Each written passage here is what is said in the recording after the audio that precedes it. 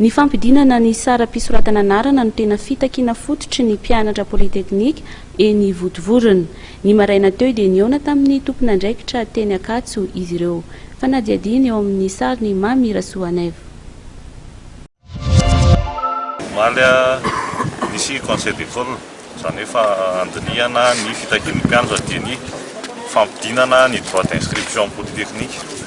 Dia androandray hiaran-dinika an'izany indray any amin'ny conseil d'école amin'ny polytechnique sy ny atao présidence de l'université androany.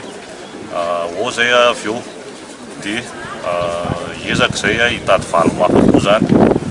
Zay aloha zany ny tanjona androany ifampiresaka. Dia ito ihany manaraka. Ny antony fampiresana zao aloha zany zay olona polytechnique manokana dia resaka fampidinana droit d'inscription. Fa ny ankoatran'izay zay rahana amin'ny mpianatra ety Akatso dia eo am-piandrasana ny valiny zay amin'izao fotoana zao 625 000 tamin'izay ho an'ny master 500 000 ho an'ny licence, tamin'izay première année licence 150 000 ny droit d'inscription teny amin'ny polytechnique. Angatanay hitovy amin'ny note circulaire hoe 375 000 ho an'ny master. Zay zany note circulaire iraisan'ny université Ray Manontolo.